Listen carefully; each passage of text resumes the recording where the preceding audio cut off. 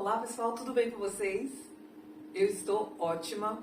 Estou vindo aqui hoje para finalmente responder a principal pergunta de como eu cheguei em Portugal.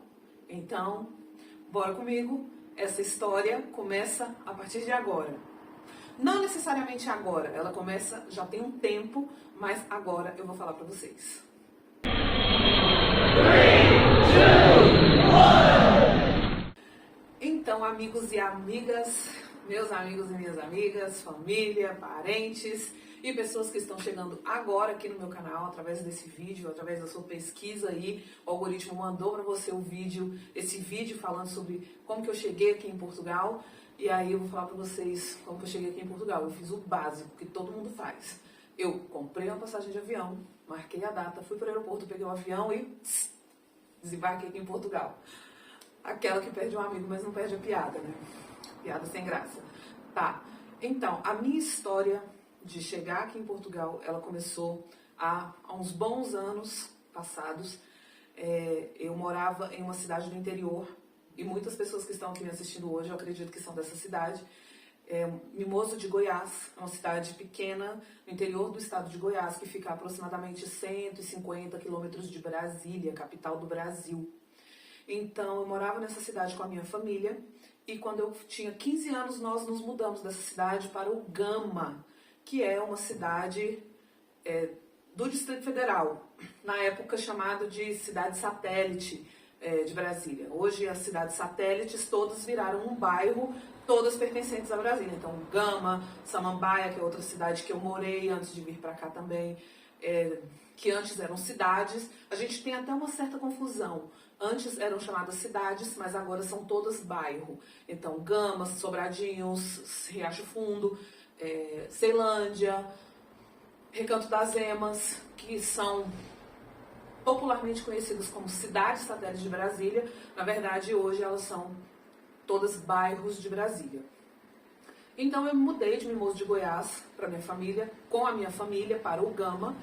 E quando eu mudei, eu me instalei naquela cidade, eu comecei a ter acesso a um outro tipo de informação que não chegava para nós até em Mimoso de Goiás. Eu comecei a acessar revistas para adolescentes. E alguns de vocês que estão aqui me assistindo agora, é provável que também tenham lido. Inclusive, me fala aqui embaixo se vocês leram alguma dessas revistas, que eram Carícia, Capricho, Querida. Eram revistinhas que traziam fofocas do mundo dos artistas, músicas que estavam sendo lançadas naquele momento, recadinhos, informações para o público feminino adolescente, sobre namoro, sobre virgindade, sobre menstruação, sobre roupas. Era a forma que se tinha há 20 anos de se vender produtos, de se vender informações, de vender bens de consumo. E em alguma edição dessas revistas que eram lançadas mensalmente, eu comecei a ver informações sobre intercâmbio estudantil de idiomas em outros países. Que países eram esses? Nova Zelândia, Austrália, Inglaterra, Estados Unidos. E eu comecei a me interessar por esse tipo de informação. Na época eu não estudava nenhum idioma e eu vi aí uma oportunidade de fazer um curso de idiomas e de começar a investir no inglês, por exemplo.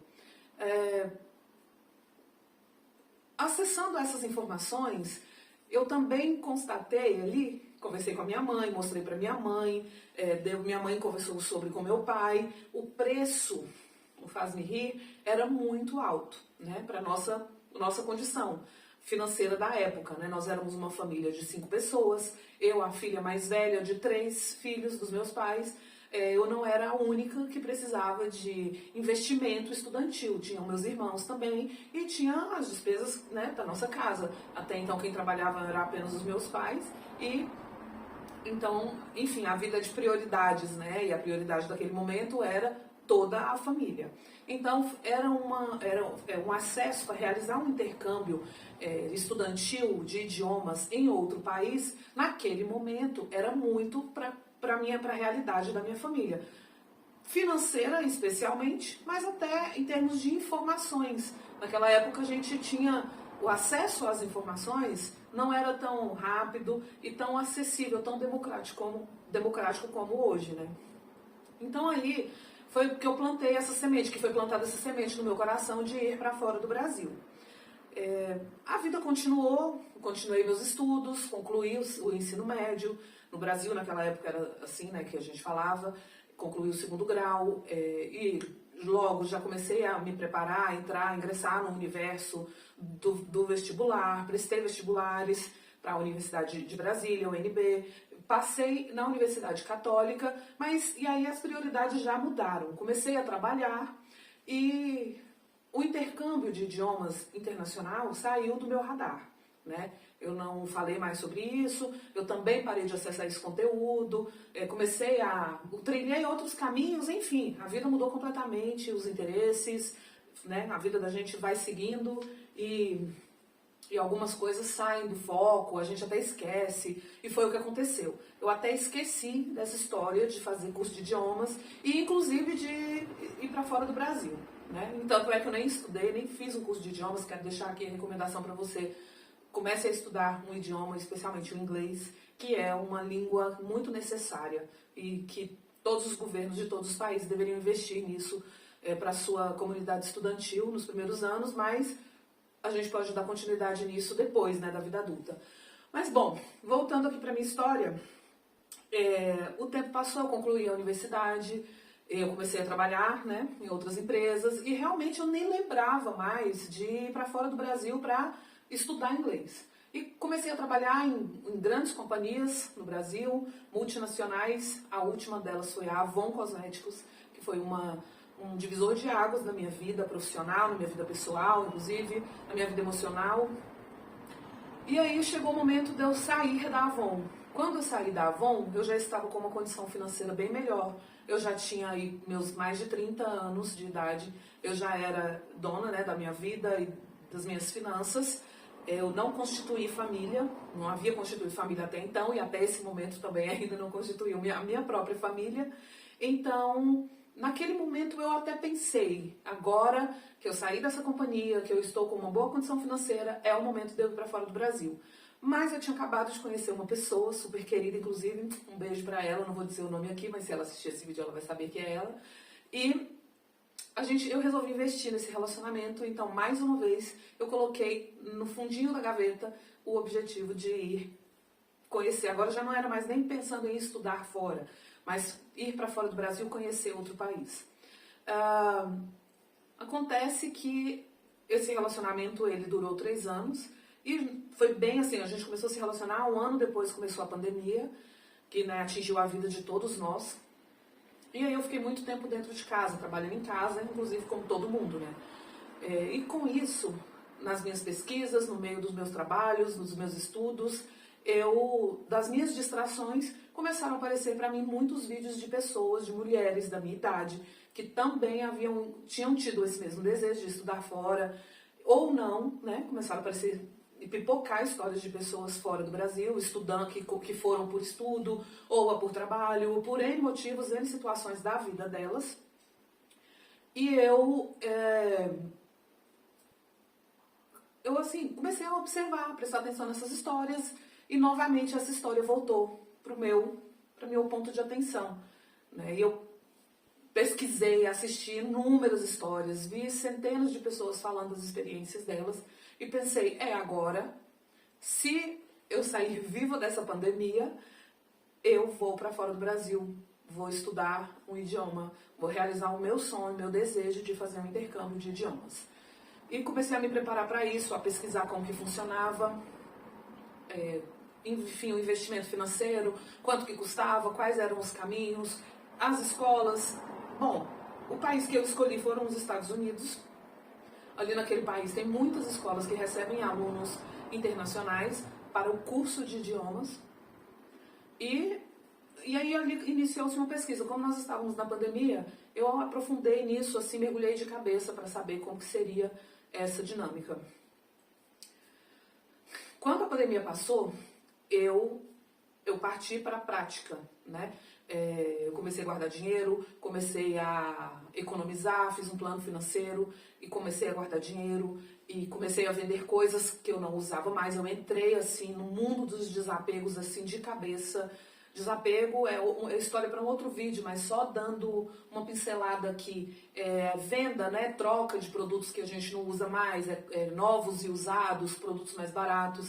E eu, enfim, né, tinha muita coisa, muita roupa que eu não usava mais, roupas novas, inclusive, que a gente acaba comprando pelos nossos momentos, né? E comecei a vender, comecei a pensar, eu tenho um apartamento, meu apartamento é financiado, então esse era o meu maior desafio, porque ali estava o maior gargalo das minhas finanças, né?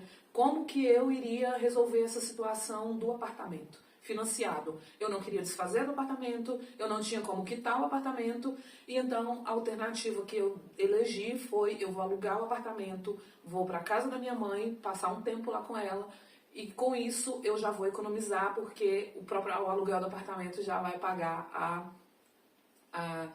a prestação, e aí com isso me sobra um pouco mais de dinheiro. E comecei a economizar de fato. E nesse ínterim, tomando os caminhos e as decisões e fazendo as coisas que precisava fazer para conseguir meu visto de estudante para os Estados Unidos. Bom, chegou o momento da entrevista para os Estados Unidos e o visto foi negado, meu pedido de visto foi negado. Eu já tinha feito um investimento ali de R$3.000, né? Isso também é história para um outro vídeo, mas só para poder dar um contexto aqui no que eu estou falando. Quando a gente pede um visto para os Estados Unidos, precisa fazer umas solicitações, a escola entra em contato com um órgão nos Estados Unidos, e essa solicitação que a escola faz para esse órgão, o órgão emite um formulário que quem está solicitando precisa pagar um valor por esse formulário, e também pagar um valor pela consultoria da escola, pelo serviço que a escola está prestando em dedicar o tempo dela em ir atrás dessa informação. Nada é de graça, gente. Nada é de graça. E o valor é alto. A entrevista para os Estados Unidos naquela época custava $160, que naquele momento no Brasil custava R$880. E aí foi negado meu visto. Eu fiquei arrasada, tristérrima, mas enfim, né, vida que segue, vamos tentar de novo. Fiz uma segunda tentativa de visto e novamente meu visto foi negado. Não sei porquê, eles não dão maiores explicações, né? Eu tinha os requisitos na minha cabeça, né? Tinha o valor, a receita financeira que eu tinha que investir, que eu tinha que comprovar para que eu pudesse financiar, custear a minha estadia e os meus estudos naquele país pelo tempo que eu solicitei o visto. Então o motivo da negativa é algo que eu não sei dizer o que é. E aí eu fiquei, nossa, eu fui pro fundo do poço, aí eu terminei de acabar mesmo, de tristeza, de decepção, né, de pensar que eu estudei, pesquisei, que era um sonho de uma vida, e que eu estava vendo ali naquele momento ir por água abaixo. E aí eu tinha que tomar uma decisão, né, ou eu ia tentar novamente o visto e correr o risco de ser negada. O formulário tinha um prazo de validade, então meio que tinha que correr dentro desse prazo, e aí eu decidi ter uma outra experiência. Eu decidi parar, me acalmar, refletir o que eu realmente queria, porque a decisão imediata que eu tomei eu não posso gastar todo o dinheiro que eu juntei, que eu gastei 2 anos aqui, quase 3 anos da minha vida juntando, tentando ir para um lugar e não conseguir. Eu não posso gastar todo o meu dinheiro tentando, né, um projeto. Eu tenho que também fazer uma coisa que o risco seja um pouco menor, né, que eu tenha alguma garantia. E com isso eu recebi um convite para ir para o México, passar uns dias lá, uma temporada lá com a minha prima que mora lá. Inclusive, prima, amei essa viagem, foi muito especial, conheci pessoas lindas. Também história para um outro vídeo, se vocês quiserem, conta aqui embaixo. Eu conto em algum momento para vocês. O México é um país fantástico. E eu voltei do México, decidindo inclusive a ir morar lá, e passar um tempo maior, me organizar e um tempo maior. Mas no meio do caminho, vida de turista, gente, é muito cara. E eu não dou conta de sustentar uma vida de turista por 1 ano, por 2 anos, né? Eu falei, bom, eu posso voltar para o México, quero voltar para o México, mas eu preciso trabalhar. Preciso de conseguir uma oportunidade de trabalho. Acontece que para ir trabalhar no México, assim como nos Estados Unidos e aqui em Portugal, inclusive, você precisa de ter um visto de trabalho, né? E eu achei muito difícil conseguir aquele visto de trabalho para o México, e bem na ocasião, o visto de procurar trabalho, ele foi liberado aqui para Portugal. O visto de procura de trabalho é um visto diferente do visto de trabalho. O visto de trabalho, você tem que já ser contratado por uma empresa, a empresa tem que ter se interessado por você e não ter um profissional, né, com o seu perfil no país. Então é um processo gigantesco que tanto a empresa precisa de passar, quanto o candidato. É um processo não é impossível, nós temos muitas, centenas de histórias de pessoas no mundo todo sendo contratadas, mas o visto de procurar trabalho, ele veio para ser podemos dizer assim, uma transição entre o visto de turista e o de trabalho, né? Então, o investimento era diferente, a dinâmica era diferente, e eu pesquisei novamente, né? Fui atrás de informações, conversei com pessoas, li o conteúdo que foi disponibilizado no site do Consulado de Portugal, no Brasil, pesquisei no próprio site de Portugal, enfim, várias fontes, e fiz a aplicação.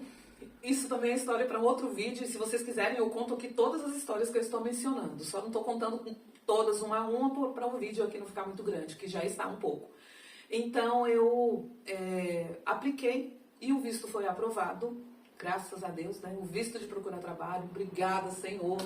Nossa, foi assim uma outra tensão, porque o risco do visto não ser aprovado, ele existe, e isso é algo que está fora das nossas mãos, né? Quem decide, quem determina é o agente consular que está avaliando o processo de cada pessoa, e cada processo é analisado individualmente de acordo com os critérios que eles exigem e com o perfil de cada profissional. A gente não tem nem como filtrar muito quais são as informações que são analisadas e onde que essas informações são pesquisadas. Então foi aí mais uma tensão, mais uma ansiedade, mas graças a Deus o visto foi aprovado. E foi uma coisa assim, em cima da hora. Em uma semana eu comprei a passagem e dia 2 de janeiro de 2024 eu pisei aqui na terrinha. Graças a Deus. Nossa, isso é outra história. É muita história. Muita história, mas eu prometo que eu vou contar todas. Tá bom? Então, respondendo aí vocês, meus amigos, minhas amigas, o sonho de ir para fora do Brasil, no meu coração, ele é um sonho antigo, desde quando eu era adolescente, e graças a Deus esse sonho se realizou agora, está se realizando. E para vocês que são da minha geração, eu quero dizer para vocês que aquele sonho que está guardado lá no fundo do baú, se ele ainda fizer sentido para você, pega ele lá, sacode a poeirinha, coloca em cima da mesa, vê o que dá para aproveitar e vamos correr atrás de batalhar, de realizar esses sonhos, porque é possível. E vocês que são mais jovens do que eu, que estão iniciando a vida de vocês agora, tenham um propósito, tenham um objetivo e tenham fé em Deus, porque com Ele na frente tudo é possível. E eu sou uma prova disso, eu estou aqui para confirmar para vocês, tá bom? Então espero que vocês tenham gostado da história, espero que tenha respondido algumas curiosidades. Conta aqui embaixo, comenta bastante, se inscreve aqui no canal, curte e me digam aí o que vocês querem saber aí das minhas aventuras, que eu vou compartilhar com vocês. E quem quiser ver em tempo real o que está acontecendo comigo, eu posto bastante no Instagram, vou deixar aqui embaixo também, para quem quiser me seguir, me acompanhar, vai ser muito bom ter todos vocês lá comigo, tá bom? Um beijão, obrigada e tchau, tchau!